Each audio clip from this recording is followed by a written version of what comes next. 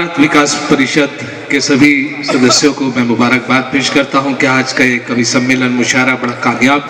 हमारे संचालक महोदय ने निकाह की बात कही है तो मुझे एक बात याद आती है कि काजी ने निकाह पढ़ाया, लड़का लड़की सामने बैठे हुए थे। इत्तेफाक ये देखें कि निकाह जब कंप्लीट हो गया, मुकम्मल हो गया, तो उसके बाद काजी जी से लड़के ने पूछा कि जी क्या फीस दी जाए काजी जी आपकी निकाह की। कहला आपने अपनी वाइफ को तो देखा होगा।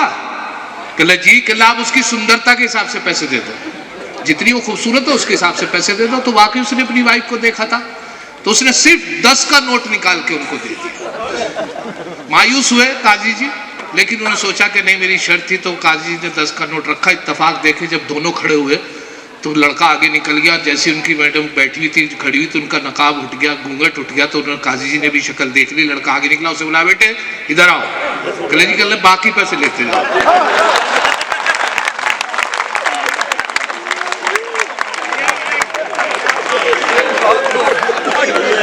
अब मैं एक मशवरा देता हूं जो मेरे साथ गुजरी है, मेरे इसी पे 4 पंक्तियां याद आई हैं कि शादी के मसले पे ये झंझट की राय है, शादी के मसले पे ये झंझट की राय है, लड़की तो हो मगर नए दौर की ना हो।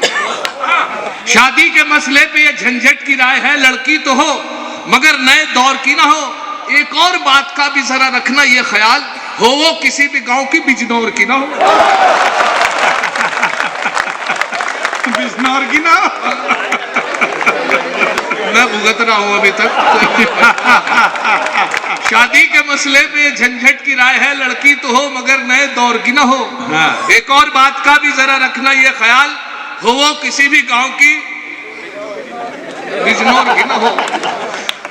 विकास परिषद और विकास का जब नाम आता है तो मुझे थोड़ा सा चुनाव भी याद आ जाता है। विकास जब होता है तो हर नेता ये सोचता है कि विकास होगा। तो मैंने भी एक साहब के साथ गश्त कराया और वो मोहल्ले में गए, नेताजी थे मेरे अपने थे, तो सोचा कि थोड़ा गश्त मैं भी कराऊं। उन्होंने कहा तुम्हारे हवाले से वोट मिल जाए। एक जैसे दरवाजा नॉक किया तो एक लेडी निकल कर आई, मोहतरमा निकल कर आई, तो एकदम मैं उनसे पहले उनका इंट्रोडक्शन करा था नेताजी का, तो आगे बढ़ के बोले कि अब हम आ गए, अब विकास होगा। वो बोली कहले पहले भी आप आए थे यही कहा था, हम अब आ गए विकास होगा। कहले फिर के संगीता हुई थी।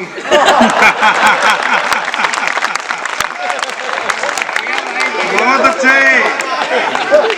अब अच्छा ये भी होता है कि अक्सर जैसे अब मौसम चेंज हुआ है तो इसमें नज़ला जुकाम। अभी मैं आज मुझे देहरादून होना था, लेकिन लीली भाई और मेरे अलाउद्दीन साहब का फ़ोन पहुंचा। मेरे करम फरमा है एक मुरादनगर में हिंदू मुस्लिम एकता का ये कवि सम्मेलन मुशायरा। मैंने अपने देहरादून वालों को कहा ये बैंक ब्लड बैंक का मुशायरा, तो मैंने सोचा कि यार वहाँ जाया जाए जहाँ दोनों मिलकर बैठ के सुनते हैं, जहाँ कवि सम्मेलन और मुशायरा होता है।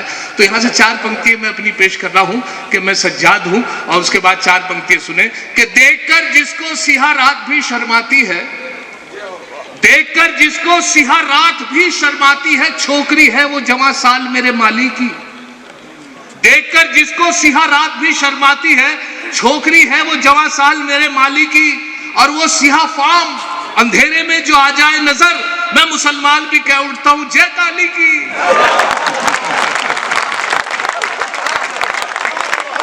बहुत अच्छे। मैं मुसलमान भी कह उठता हूं जय काली, मैं मुसलमान भी कह उठता हूं जय काली की। और देखें 4 पंक्ति और आपकी नजर कर रहा हूं। हमारे डॉक्टर साहब संचालक बहुत बढ़िया कर रहे हैं, बहुत अच्छे संचालन पूरी दुनिया में पूरे हिंदुस्तान में मशहूर हैं। और देखें साहब 4 पंक्ति इसी हवाले से आपकी नजर कर रहा हूं। मैं अपना तारुफ भी दे दूं थोड़ा सा कि अक्सर आजकल कवि सम्मेलन का मामला ये हो गया मुशायरों का हमारे यहाँ उत्तराखंड में कि वो अपनी कमाई का भी जरिया बन गया है लोगों की। तो यहाँ से 4 पंक्ति आप सुने कि एक बेटा है पुलिस में मेरा, दूजा चोरी का धंधा करता है। एक बेटा है पुलिस में मेरा, दूजा चोरी का धंधा करता है तीसरा भी कमाऊं मेरा जो मुशायरों का चंदा करता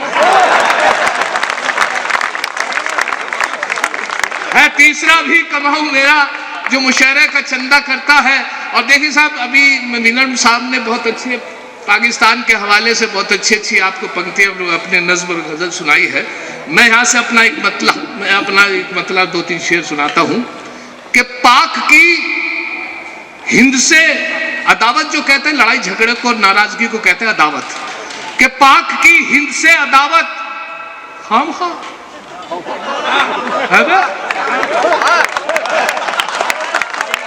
बहुत अच्छा। पाक की हिंद से अदावत, खामखा फिर उठाएगा जलालत।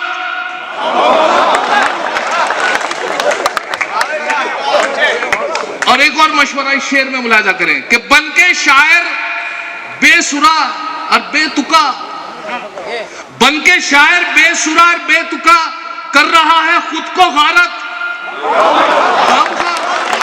वाह वाह वाह। बन के शायर बेसुरा और बेतुका कर रहा है खुद को गारत। खामखा हर है इलेक्शन भी पड़ी लकड़ी का नाम, है इलेक्शन भी पड़ी लकड़ी का नाम, जब्त करवा ली जमानत। जब्त करवा ली जमानत खामखा। और थे कुंवारे ही भले झंझट मियां, वाह वाह। थे कुंवारे ही भले झंझट मियां, करके शादी ले ली आफत। वाह वाह। थे कुंवारे ही भले झंझट मियां, करके शादी ले ली आफत।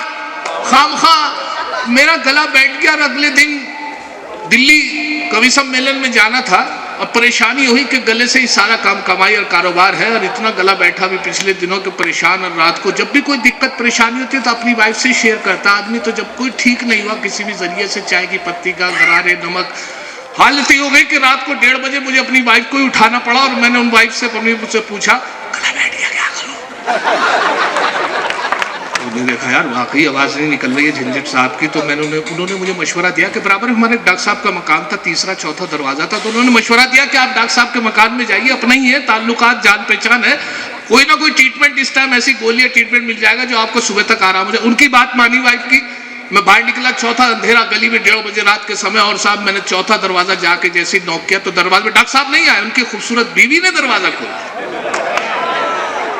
गला तो काम नहीं, आवाज भी नहीं निकल रही थी। तो मैंने उनसे मुखातिब हुआ, उनसे पूछा डॉक्टर साहब है? वो बोली नहीं आ जाओ। तो कभी कभी फायदा भी हो जाता है।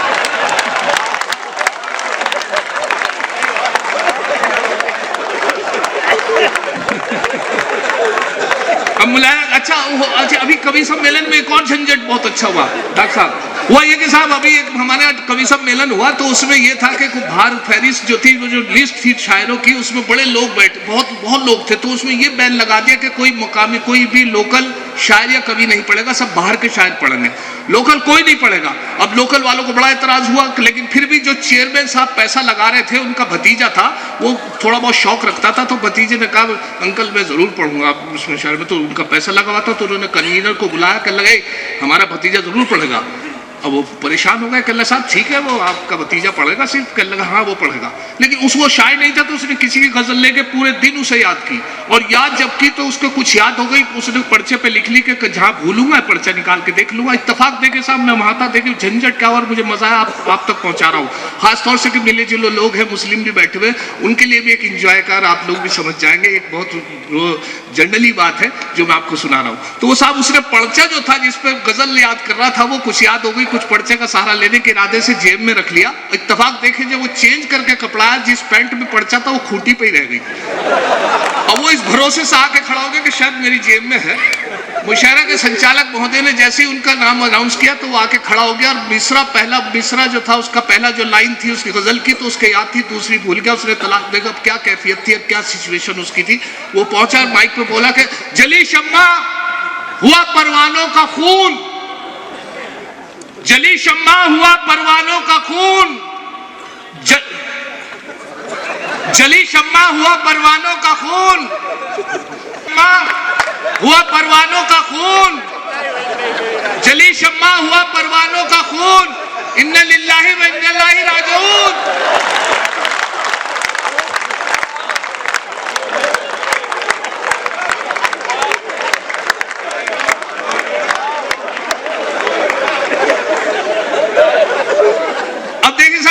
अभी हमारे यहाँ जैसे मोबाइल का बता रहे थे कि मोबाइल सिस्टम आजकल इलेक्ट्रॉनिक कंप्यूटर दौर है और इलेक्ट्रॉनिक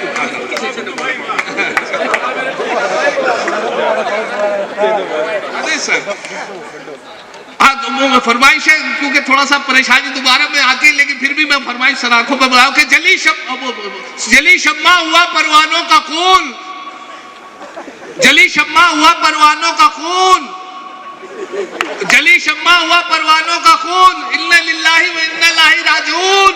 अब देखिए साहब, अभी वो इलेक्ट्रॉनिक कंप्यूटर दौर का दौर है ही, और इसमें मोबाइल का जो भी फायदे बता रहे थे हमारे मेरे बंधु तो उन्होंने बताया था कि साहब आजकल मोबाइल से बड़ा काम लिया जाता है, और मोबाइल का वाकई काम लिया जाता है। मेरे से एक साहब कहने लगे, साहब आप झंझट साहब मुशायरे कवि सम्मेलन में रहते हैं, मेरी बेटी है, इसकी शादी नहीं हुई, तो आप इसकी शादी के लिए कोई रिश्ता हो तो तलाश करते रहना। मैंने कहा यार इलेक्ट्रॉनिक कंप्यूटर दौर है, इंटरनेट ईमेल से बड़े रिश्ते शादी होती है, तो आप उसका सहारा लेते तो अब तक हो जाती। कि ले मैंने तो चप्पल घिसी, तो यहाँ से 4 लाइनें सुने आप कि आशिकों को मस्ती गुफ्तार में नहलाएगा, आशिकों को मस्ती गुफ्तार में नहलाएगा, क्या खबर थी इश्क कितना मॉडर्न हो जाएगा, क्या खबर थी इश्क कितना मॉडर्न हो जाएगा। रिश्ताए दुख्तर में अब कोई परेशानी नहीं, उसको मोबाइल दिला दो रिश्ता खुद आ जाएगा, उसको मोबाइल दिला दो रिश्ता खुद। एक लड़की ने मोबाइल से फोन किया किसी लड़के को, अपने बॉयफ्रेंड को, के घर में से उनके वालिद ने फोन उठा लिया, उनके पापा ने फोन उठा लिया। लड़की ने पूछा, अंकल अरमान है? कहले बेटे अब कहाँ?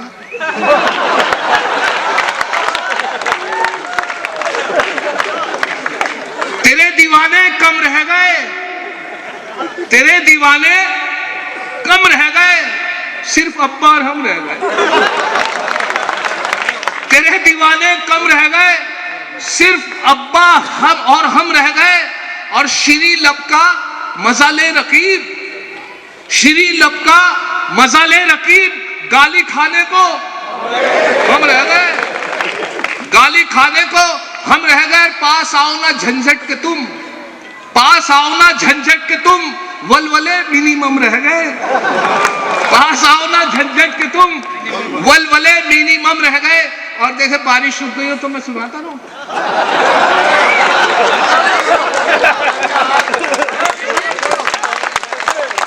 एक बहुत मशहूर शायर हुए हैं मुजफ्फर रजवी साहब, उनका एक बहुत मशहूर शेर रहा है कि जब भी देखा है हालात की नजरों ने, लम्हों ने खता की थी सदियों ने सजा पाई। तो लम्हों ने खता की थी सदियों ने सजा पाई, वो मैंने एक लाइन ली और उसमें 3 लाइनें जोड़ी, देखे क्या बनता है कि एक बार उसे मैंने बस आंख ही मारी थी, एक बार उसे मैंने बस आंख ही मारी थी, वो बनके मेरी बेगम घर साथ चली आई। अब हाल मेरा यह है 10 बच्चों का अब्बा हूं, लम्हों ने खता की थी सदियों ने सजा पाई। एक बार उसे मैंने बस आंख ही मारी थी, वो बनके मेरी बेगम घर साथ चली आई। अब हाल मेरा यह है 10 बच्चों का अब्बा हूं, लम्हों ने खता की थी सदियों। 10 बच्चों पे मेरे याद आया कि एक वो थे महात्मा थे, उन्होंने एक दरवाजा खटखटाया तो अंदर से एक लेडी निकल कर आई। कहने लगे जी कोई भिक्षा, कहने भिक्षा क्या दूं महाराज, मैं तो 5 साल शादी हो गए, कोई औलाद कोई बच्चा नहीं हुआ। कहने आपने अच्छा हुआ वक्त पे बता दिया, मैं बद्रीनाथ केदारनाथ जा रहा हूँ, वहां आपके नाम का दिया जला दूंगा, फिर देखना। हर साहब उनके देखे कितने पहुंचे महाराज महात्मा थे, बद्रीनाथ गए, चिराग जलाया, उनके नाम का दिया जलाया। और उसके बाद जब वो 10 साल बाद अपना गश्त करके जब 10 साल बाद वापस आए, इत्तेफाक उसी गली से निकल रहे थे, उन्हें याद आ गया कि वो दरवाजा है जिससे मैंने आज से 10 साल पहले वादा किया था कि दिया जलाऊंगा, औलाद पैदा हो जाएगी। दरवाजा जैसे ही खुला तो 10 बच्चे खेल रहे थे। महात्मा ने एक बच्चे को बुलाया कि बेटे तुम्हारे पिताजी कहाँ हैं? कहने चिराग बुझाने गए।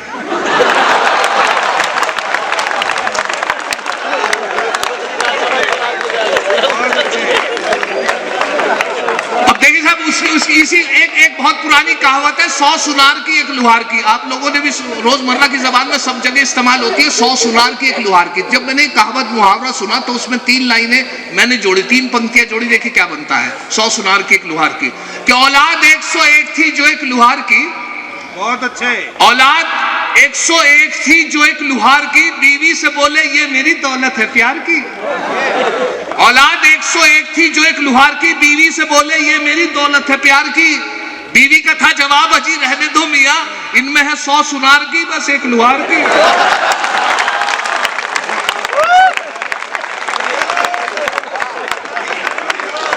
औलाद 101 थी जो एक लुहार की, बीवी से बोले ये मेरी दौलत है प्यार की।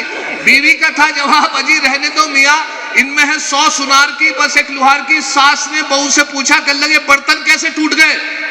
सास ने जब बहू से पूछा कि बर्तन कैसे टूट गए, तो कहने लगे हमारे में झगड़ा हो गया था। कहने लगे पलंग कैसे टूट गया? कहने लगे समझौता हो गया था। अब देखिए साहब, आप एक और बात, आप हकले से मुताल्लिक, क्योंकि वक्त ज्यादा हो चुका है, तो मैं एक छोटी सी बात और सुना। गाली गलौज चालू थी, और गाली गलौज की भी ये पोजीशन थी कि वो एक तरफ खामोश खड़े हुए थे, वो बोल नहीं पा रहे थे, और वो आदमी बदस्तूर गाली लगातार दिए जा रहा था। तो अब देखिए साहब, मैंने उनकी हौसला अफजाई के लिए, दोस्त होने के नाते, मैंने दो वसीम भाई तुम भी गाली दो यार, दो यार, मैं खड़ा हूं, घबरा। गाली नहीं दी, चल दिए। मैं उनके साथ साथ अगले चौराहे पर चौपले पे जाके बोले कि उल्लू का अट्ठा। मैंने भाई झगड़ा वहां हुआ यार वसीम भाई, गाली यहाँ दे रहे हो, और जब मैं आपके साथ था तो घबरानी क्या बात है? कहने लगे ये बात नहीं है। मैंने फिर कहने शुरू तो वही करी थी।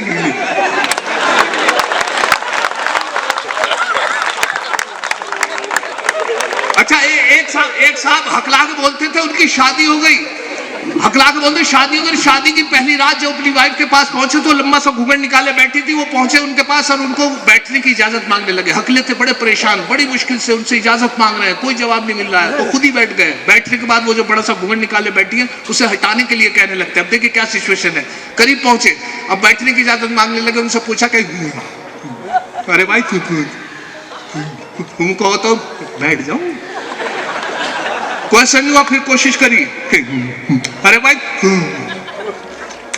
बैठ जाओ। जब कोई जवाब नहीं मिला तो खुद ही बैठ गए, कहने लगे लो बैठ गए। घूंघट हटाने के लिए कहने लगे अपनी वाइफ से फिर बोले के लगे ये हटा दो। अंदर से आवाज आई घूंघट के तुम ही हटा देते। कहने लगे कमाल हो गया, तुम तो मेरी बहन निकली।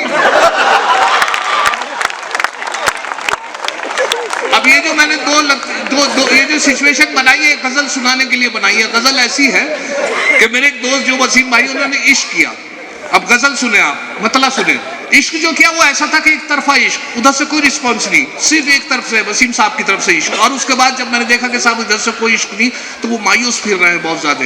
मैंने उनसे पूछा भाई कैसा चल रहा है इश्क? वो उनके पता ये चला कि साहब उसके घर पहुंच गए, उसके लड़की के, और वो उनके घर जाके साहब उसका इश्क का इजहार कर दिया कि साहब मैं आपकी बेटी से इश्क करता हूँ। तो उनके जो पापा थे वो पहलवान थे लड़की के, और दो भाई थे उनके जो वेट लिफ्टर थे।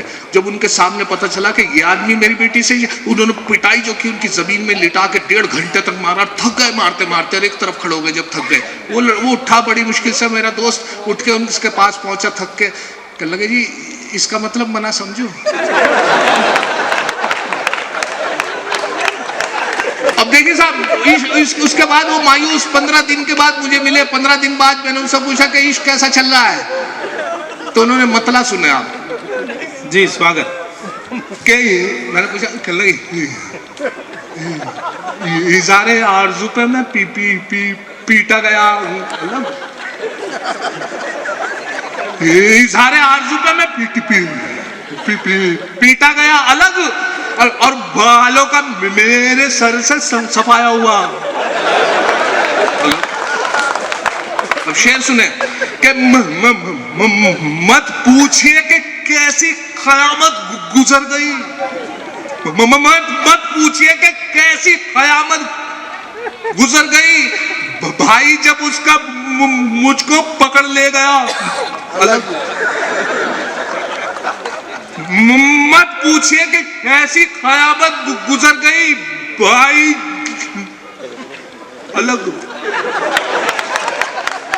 अच्छा, एक शेर और मुलाहजा करें, कुछ बड़े शायरों की हकीकत इस शेर में, जो डायस पर बड़े शायर होते हैं उनकी हकीकत इस शेर में मुलाहजा करें।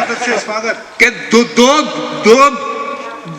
दो पार्ट के में बीच में ऐसा फंसा के बस, दो पार्ट के में बीच में ऐसा फंसा के बस, बीवी अलग है पीसती है दिलरुबा।